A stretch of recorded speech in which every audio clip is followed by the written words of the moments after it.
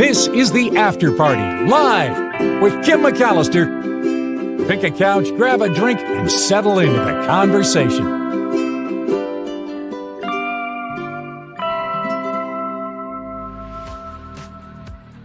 The After Party live on a Travel Tuesday. Hey, everybody. I don't know why I'm small. Weird. StreamYard is weird. I kind of like being small better, though. Should I be small? Should I just stay small? I don't know. Hey, everyone. Thank you for being here. It is Tuesday. Thank you for your patience. And thank you for hanging out with us on The Mark Thompson Show. Tomorrow on The Mark Thompson Show, John Rothman will be along. Dr. Daigneault will join us as well. We have a lot to talk about when it comes to health, bird flu, measles, and the general lack of scientific funding now when it comes down to our health. So I will talk about that tomorrow on The Mark Thompson Show. But today, I thought maybe we'd take a little trip to the International Space Station. Well, it looks like live coverage is going to happen as the splashdown occurs in about 30-ish minutes of the two astronauts that have been stuck up in space for an extra, 9 months almost? Yeah. Butch and Sunny are on their way home, and they should be back on Earth very, very soon. And so the launch pad or the splash pad, forget what it's called, they're covering it live. And so maybe we'll dip in and out of this today to double check and see if we can get the footage of when they finally arrive back on Earth. Welcome to the After Party Live. Looks like a lot of comments in the chat. Hopefully there aren't any ant robots. Oh, no ant robots. Yikes. Why so many robot stories? Don't you like robot stories? No? I like robot stories. I'm fascinated by the ramp up to the future, as we kind of visualize what's coming and see how it progresses along the way. I don't know, Karen. I'm sorry if you're not a robot girl. I don't mean they kind of freak me out. At the same time, I'm fascinated. So that's why so many robots. But I'll take it under advisement. It's a group effort. So if you think I put too many robot stories in, then we'll pull some robot stories out. But speaking of robots, let's jump to that lead story that I popped in as the headline today and talk about this Mercedes robot. I have a picture of it for you. I think I have a picture of it for you. Maybe I don't have maybe I'm not doing the robot story after all. Oh, I know why I don't have a picture, because I have video. Even better.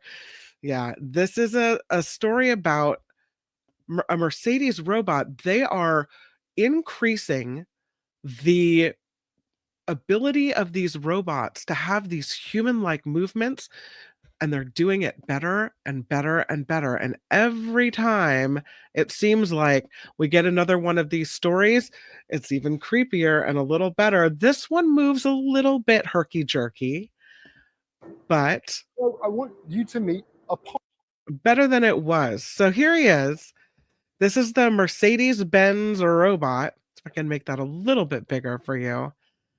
They have little eyes that it has more of a face, which I guess makes it seem less intimidating.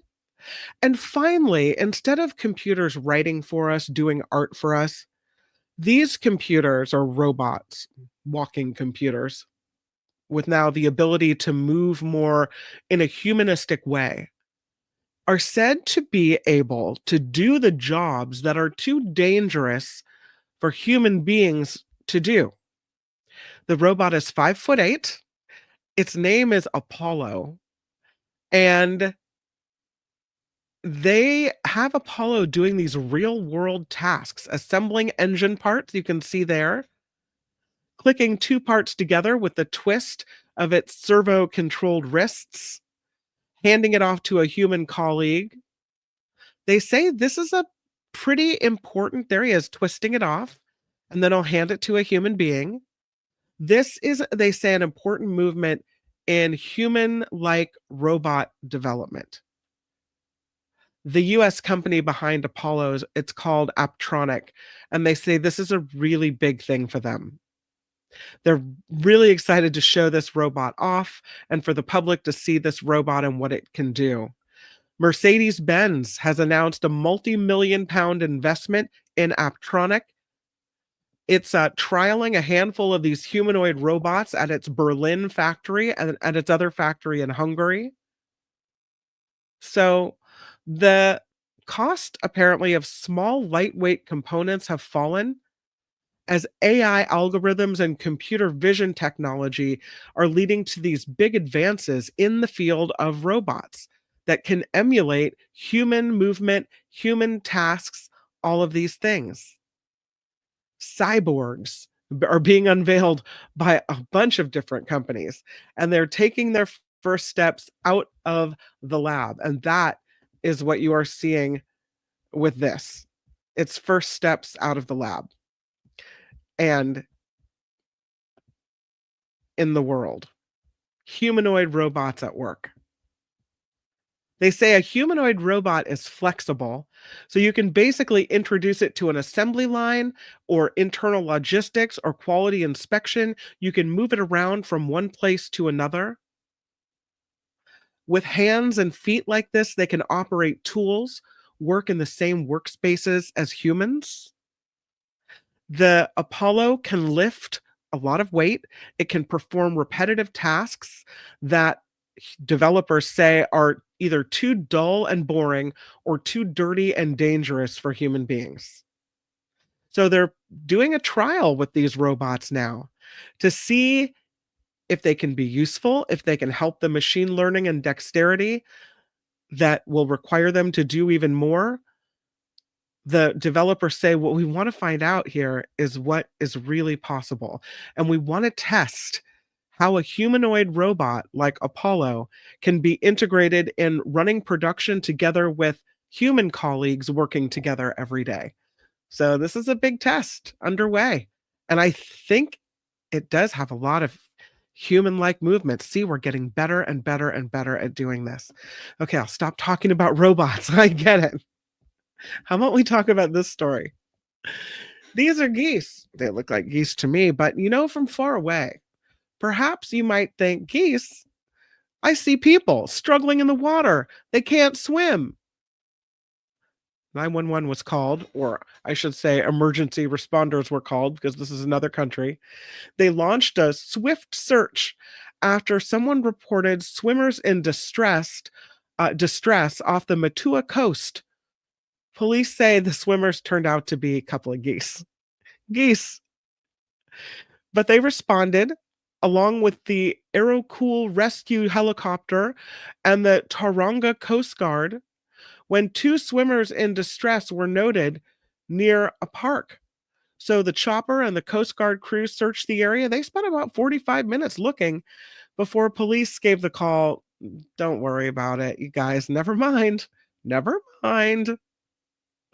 The search was called off when the reported struggling swimmers turned out to be geese. But nevertheless, authorities say the person who called and mistook the birds for struggling swimmers did the right thing by making the report that it is always better to be safe than sorry. By the way, this happened in New Zealand. And so just some geese. Nothing to see here. Move along. How about this story? Cute story. There is a new Guinness record for the largest parade of wiener dogs. 897 of them in Germany.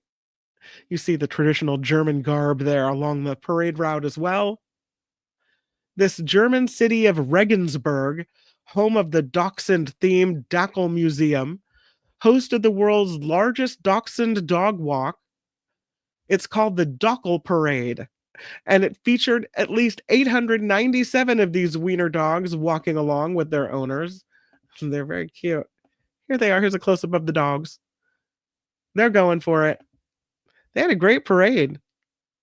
Some counts say it was probably bigger, maybe more than 1,100.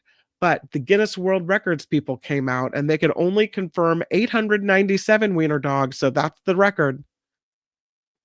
The dachshund isn't political. For dachshunds, all people are equal, regardless of skin color, wherever they come from. And so, with the Dachshund Parade, the founder of the Dachshund Museum says the parade was aimed at bringing positive energy to the community. Get out of politics for a minute and just enjoy the wiener dogs on parade. 897, that's a lot of them. I wonder if there were any wiener dog fights. Let's hope not. Yeah, they have a lot of them. They're so cute. Our next trip to the moon, well, maybe not the next trip, maybe the trip after that. It's hoped by some will involve mining the moon for helium. We're just going to go up there and dig around. You know, we haven't wrecked the Earth enough, so we're going to go up there and we're going to suck stuff out of that orb as well.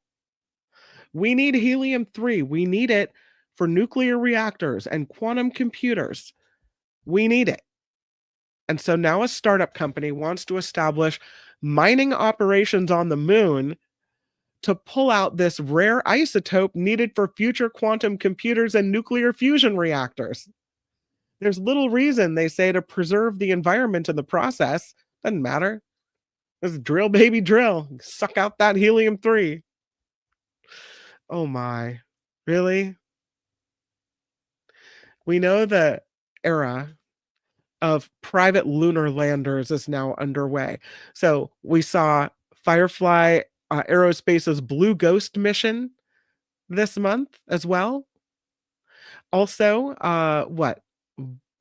Blue Origin, right? An Apollo 17 astronaut, a company called Interloon. The aim of Interloon is not purely scientific. They would like to mine the moon for helium-3 isotopes. It comes from a single neutron, which allows it to cool to extremely low temperatures, making it useful in constructing certain types of quantum computers. It also could, they think, serve as fuel for nuclear fusion reactors. While helium-4 occurs abundantly on Earth, it's far more difficult to find naturally occurring examples of its single neutron relative helium-3, so rare here that the ratio between isotopes is about 1 to 1 million parts helium-4. A single kilogram of helium-3 is estimated to be worth about $20 million. But it's not rare in the rest of the solar system. The sun emits it. The moon, they think, lacks a magnetic field. Well, they say the Earth's magnetic field deflects the majority of winds, but given that the moon lacks a similar field, helium-3 bombards its surface. So we should go up there and take it, right? Let's do it. Let's go up there and suck it out. No, says Gordon. No. Maybe not. Yeah, says Gordon. Let's get diamonds and gold. Elon is bored of the moon. He wants to go to Mars. Do they know what's on the moon for sure? That, Calvin, is an interesting question. Because they think helium-3 is trapped as bubbles inside rocks scattered throughout top layers of lunar soil, also known as regolith. If a company hypothetically harvested those isotopic gas pockets, they could facilitate a massive new resource hub for some of the most advanced, expensive projects back on Earth.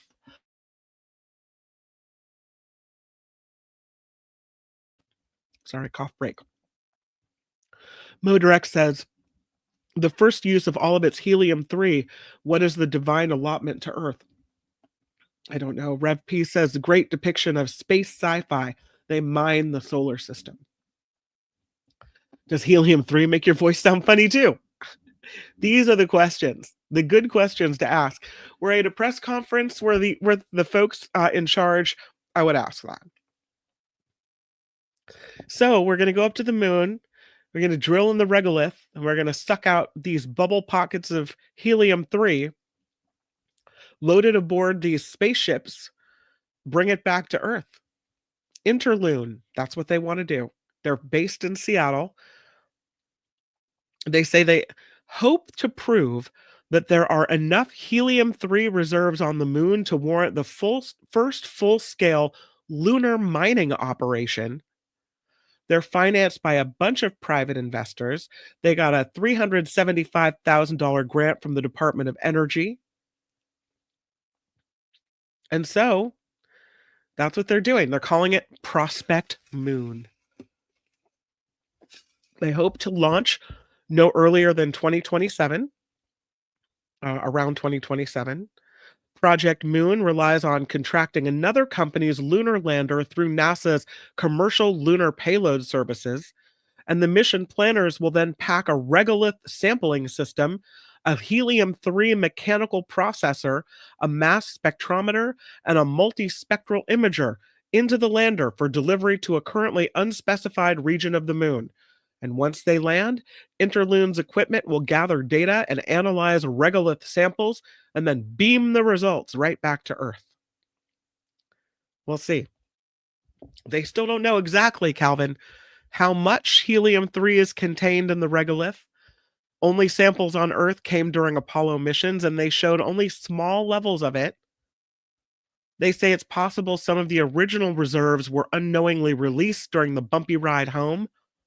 So it could mean helium-3 levels are still high enough to warrant commercialization. And then, is it legal?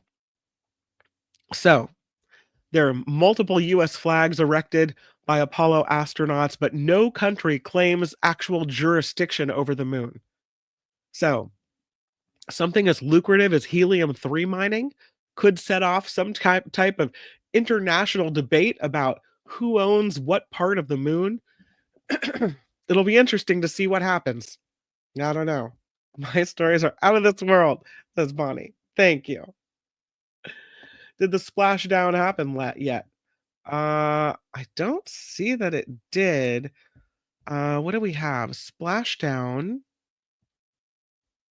Let me reload. Looking at the splashdown.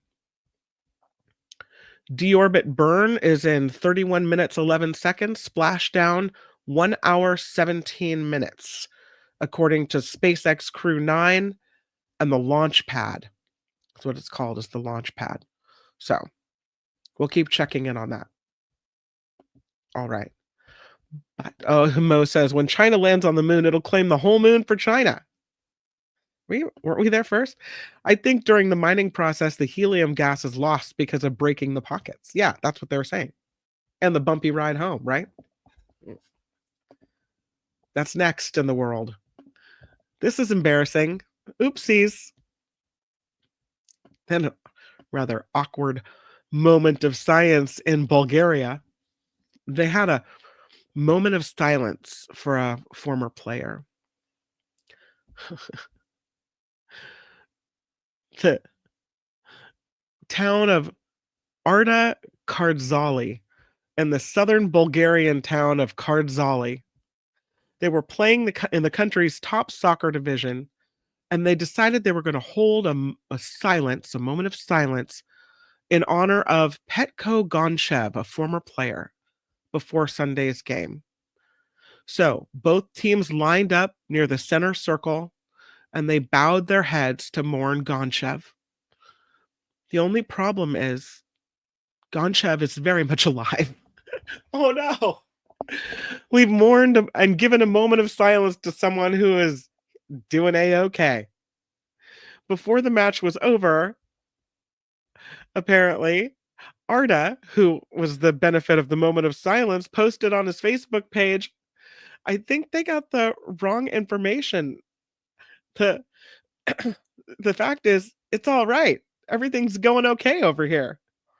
The club then puts out a statement saying the management of PFC Arda would like to express a huge apology to the former Arda player Petko Gonchev and his relatives after the club received wrong information about his death. We wish, they say, Petko Gonchev many more years of good health and to enjoy the success of Arda. Oops. You really need to call the family and double check that before you do the moment of silence. Should we do the lotto of the day? Yeah. By the way, for my cat lovers in the crowd, I have some great pictures of designing your house for cats. You're going to love this. But first, the lotto of the day. This is from, it's from America, kind of, and Australia. There's an Australian man that was in North Carolina. He was visiting and he bought a $1 quick pick ticket for the Valentine's Day Cash 5 drawing at a place called Quick Pantry in Columbus, North Carolina. He matched all 5 numbers and he got a $186,000 jackpot. Woohoo! They said the odds of matching all 5 numbers are 1 in 962,000. So the Australian didn't reveal whether he had any immediate plans for his winnings, but he won. You like to see it stay in America, but hopefully he's a good guy and or a good person and will do good things with it. This is a story that I found amusing. You know, sometimes when you're committing a crime, you need a really good distraction. And boy, do they have it. These folks decided they were going to shoplift from a convenience store, and they decided to bring some pythons in to keep the clerk's attention on the snakes. Closed caption TV shows shoplifters using pythons to distract the cashier before stealing from this gas station convenience store. The footage of this shows a male suspect place one of the pythons on the counter of the gas station in Tennessee before dangling a second snake in front of the cashier. I'd be very distracted by that. Apparently, after doing the 2 python distraction stunt, they stole $400 worth of CBD oil from the gas station. So it was a gas station and a CBD place. The TV camera footage shows the cashier speaking to 2 of the suspects, a man and a woman, after they come up to the counter of a Citgo in Tennessee. Hold on, cough break. I got to tell you this story. Pardon. And they come up to the counter, and the man is holding a curled up ball python as the woman strokes it. At one stage, the male suspect places the reptile on the counter as the woman appears to talk to someone off camera. Then, as if that wasn't enough, the man dangles a second ball python over the counter before the video cuts out. They are non-venomous. They're constrictor snakes, native to Africa. They grow pretty long, though. And if one was in your face, you would be distracted. So far, the footage has been shared only 700 times by Crime Stoppers.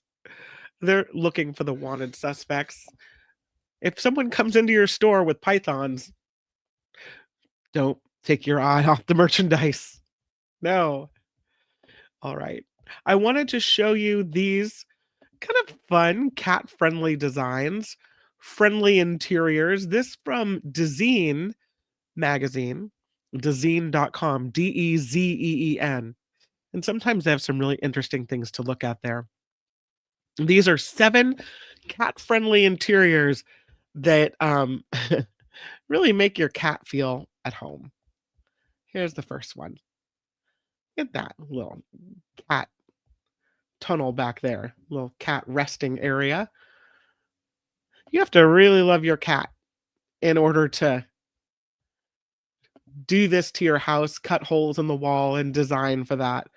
But once you do it, it's all there, right? Cat tunnels, climbing frames, cozy cubbies. Providing your cat with a fun, stimulating home, they say, doesn't have to mean giving up on good design. This one is in London. It's called the Park House. And they've built this series of little climbing shelves and resting shelves as well. Upholstered window seats you can see next door to the climbing shelves. And it's all for the cats to enjoy. There are hidden cat nooks and a climbing frame the design meant to invite discovery. And go to the next one. Check this out. I don't know if you can see out there, but it's a whole outdoor area and indoor area with a tunnel, an outdoor area with a climbing area with climbing spots. And this is called the Stone House for cats with a more minimalist approach. They say this is the perfect playground. It's a long plinth made from stone that contains a walkway for they say the master of the house to enter. This is a loft apartment in New York. We kind of saw this a little bit at the beginning. It almost looks like you have a cat on display there, right? It's in again, it's a loft in New York. It was once a former chocolate factory that's now turned into an open apartment plan in an industrial building. It has an arched niche lined with green carpet as the perfect spot for cat naps. This next one seems a little more obvious. Here it is. Yeah. It's a cat hiding area. I guess you get in through the cat face. This is in London. They say it's a cubby for cats. It's been transformed to accommodate a second bedroom plus a private space for the resident cat. There's a Douglas fir seating bench in the dining area with a cutout in the shape of a cat's head through which the owner's cat can enjoy some quiet time. This next one goes a little far for me. I mean, is it a house for cats or is it your house too? This is awfully catty. I mean, it's cool for cats, but it's definitely all about cats. So this one is called the Cat's Pink House, and it's in Taiwan. It's a kitty paradise, they say. There's a room dedicated to feline enrichment. It was this house created for the client to relax and have fun with her 3 cats while on holiday. There are ladders and ceiling catwalks and a rotating carousel-shaped climbing frame and a pink fluffy swing for the ultimate indoor cat experience. I don't know. This one might be a little too much. You got to really love your cat. This next one is back in London, and this is a little more subtle, I think. Oh, they're getting ready for we'll check back in on the splashdown in just a minute. But again, this one, just a little bit more subtle. This is in London, and it's called Maison pour Dodo, which translates to house for sleep. They wanted a tidy, restful home. So they have this private litter tray area placed in a storage cupboard, punctuated with an arched cat cutout. There you go. Here's an indoor-outdoor cat design. Little cat door right there. Look at that. This is in North London. It says it's a brutalist cat flap. It's been built with the bricks of the structure that it replaced. It was to minimize the introduction of new materials. They reused the bricks and built this little cat entry area. Okay. And there you go. We have our little cat area. I thought that was kind of interesting. There's a whole section of design just for how to make your cat feel comfortable. We'll check in at the launch pad because I think, not quite yet. They have started their live coverage though. So finally, it just feels so like such a relief for these. I think for every total of 374 days in space. During his mission, he completed a spacewalk with astronaut Sonny Williams. That was his. They're talking about what the astronauts did while they were on the International Space Station. And again, the splashdown is set to happen here in the next hour-ish. So keeping our eyes on that. I don't think we'll be able to see it live. I thought we might be able to see it live here on the after party, but I think it's going to be a little too late. So If you are interested this afternoon, you can just search for NASA in on YouTube in the search bar, and that should pop right up. By the way, I do hope that you will participate in Mark's Madness. I know it's a lot, but last year I just really regretted not filling out a bracket, and we can do it today. We can't do it tomorrow, but we can do it today, and it will be fun to play along and see which one wins. So please do check that out. If you go to the Mark Thompson Show on YouTube, you'll see the video about how to do it, and it's really not very hard. And I think it'll be fun to play along. Okay. Yeah, there's a picture of Sunny Williams. Can you imagine after this long? They must be so happy to get back home. Oh my. Can't even believe it. All right. Let's go back to the stories at hand. And I have one about this new ring. It's kind of a ring, isn't it?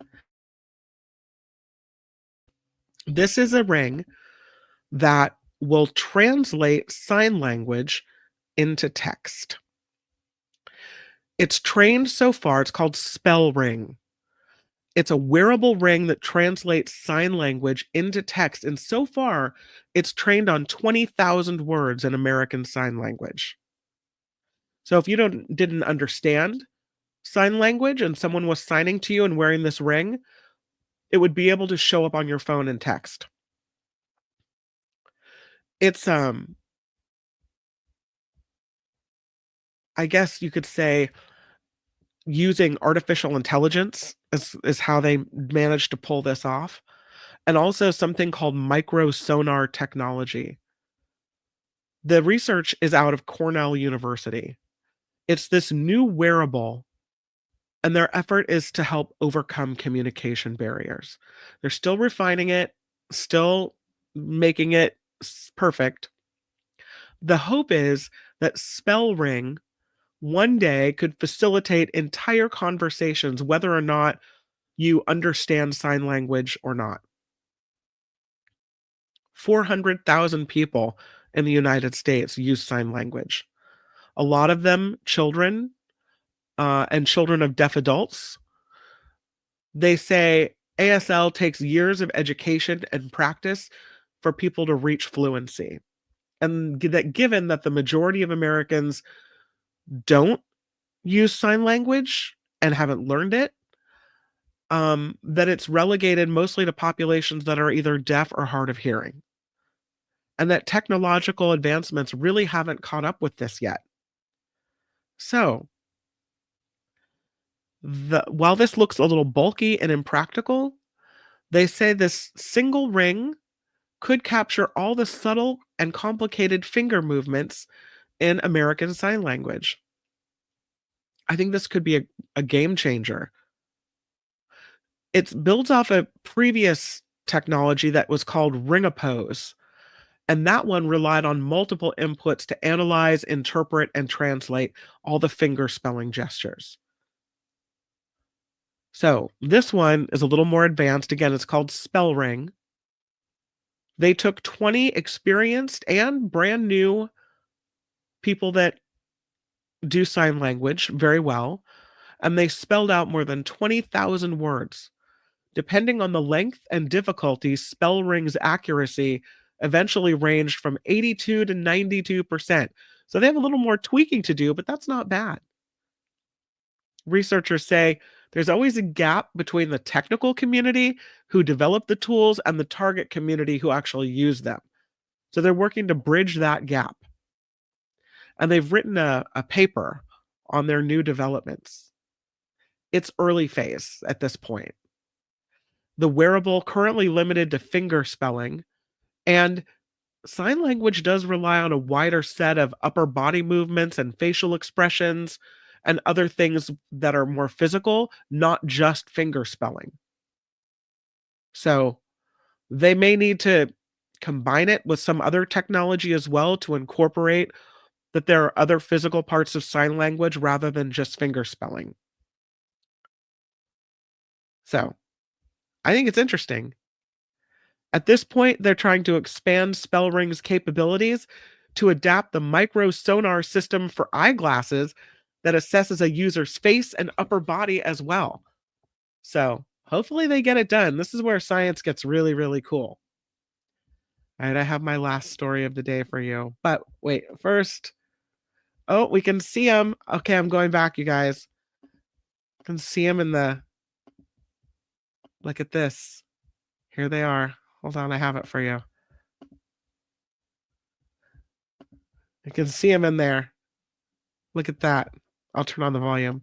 That will happen just prior to deorbit burn. And you'll hear us pause when some of those communications happen because we want to make sure that we're relaying the best information to you all and so that you hear it as well. So if you do hear us pause, that is what we're doing. You also see they have their on there, and I know the gloves are pretty unique on the Dragon spacesuits, right? They're custom created. Yes, the spacesuits overall is custom fit for each astronaut. These gloves enable usage of the touchscreen panels that they have in front of them. We can't see it from this view, but that view we saw earlier between Alexander Gorbanov and Nick Hague, that is a touchscreen. It allows the crew to monitor everything that Dragon is doing along with those tablets that they have there on their legs. So yeah, the spacesuit itself is intended to act as a mini spaceship. So there we go. It's still First guest on. tonight is a large and powerful. Get rid of him.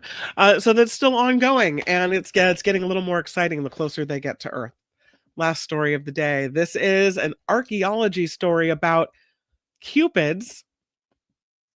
Archaeologists have discovered these mosaics of these two fighting cupids, and there was a mysterious inscription as well.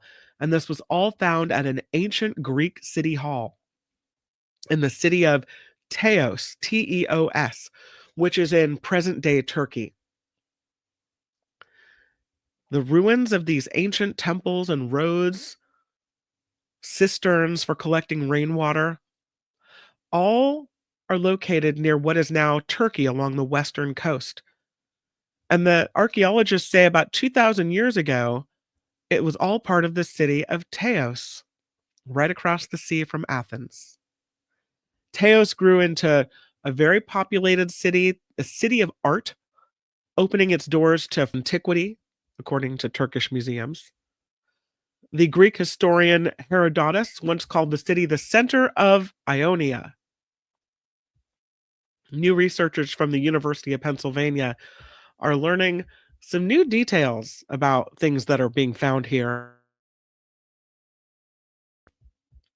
And what they say is they have studied the timeline of construction and pieced together a monumental inscription and unearthed these detailed mosaics depicting animals and dueling cupids.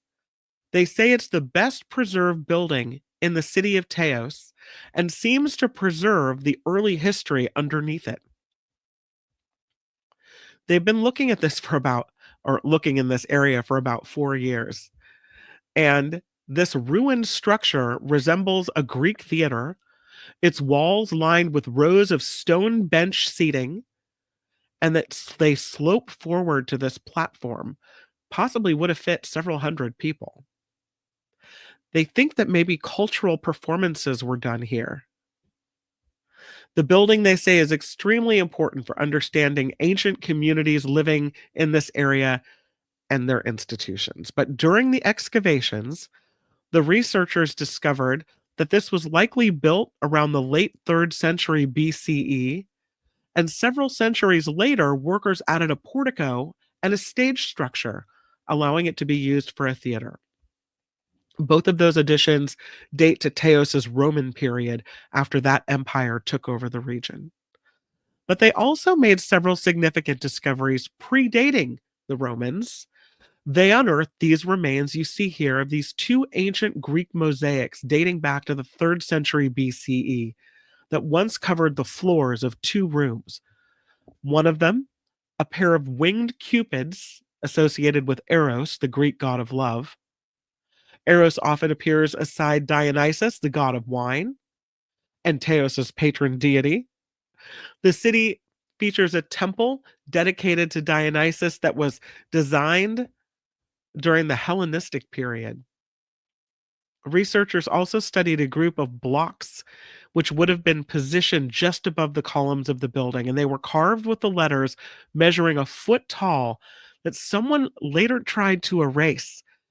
But the archaeologists say, thankfully, the surviving masonry markings allowed them to piece the blocks together using 3D modeling, and they were able to read the inscription spelled out by the blocks. And then they say it appears to be a dedication recognizing the funders who sponsored the construction of this structure. The inscription, they say, gives us really valuable indications of the process by which the structures were built and who was involved in building it. The fact that it's erased is a clue to another chapter in the city's history in which they no longer wanted to commemorate that person or his involvement with the project. Part of the inscription is missing. They hope to reconstruct it after they do some additional excavations here. But they say every piece of this process is like revealing part of an onion. You know, the different layers and layers. It peels off and something else arrives. So that's pretty cool. God, I love that. The things you find and the things they will still find. These stories. All right. Well, we'll go back to, I think I still have it. What's happening with this the launch or the splashdown, I should say. Let me look up. I think I closed it on accident. NASA Live, NASA astronauts returning to Earth. Not yet. That was going to be our travel story of the day. But these stranded astronauts finally coming home. So it's all busy at the control center.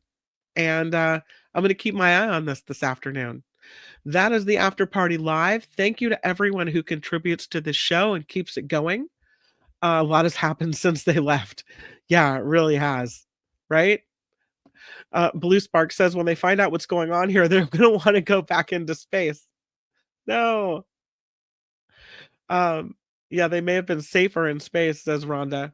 Karen says, just got back. There's coverage of the spacecraft on the NASA channel right now, about an hour away from landing. Yeah, we were popping in and out, taking a look at it. We got to see them with their gloves sitting in their capsule. Nola Fidian says, I really hope these astronauts get back safely. Yeah, I think we all are hoping that as well. They have more room than American Airlines. This is true. SF Tesla says, regarding the archaeology, maybe they can find some lost scrolls hidden there. They had a library, but no books, just scrolls, because books hadn't been invented yet. Kind of cool. Yeah. All right. I think we're done here. I'll see you tomorrow on the Mark Thompson Show. Please join us. John Rothman will be there. We'll have Dr. Daigneault, who will be in with vital signs. So we'll do that tomorrow as well. And thank you guys for coming by and hanging out with me. Please click the subscribe button if you haven't already. I really apologize for my stuffed upness, my congestion. Thank you for tolerating that. I'll see you back here on Waterfall Wednesday. But until we meet again, make it a really, really good day. Bye, everybody. Bye-bye. The After Party Live would like to thank the following contributors and viewers like you.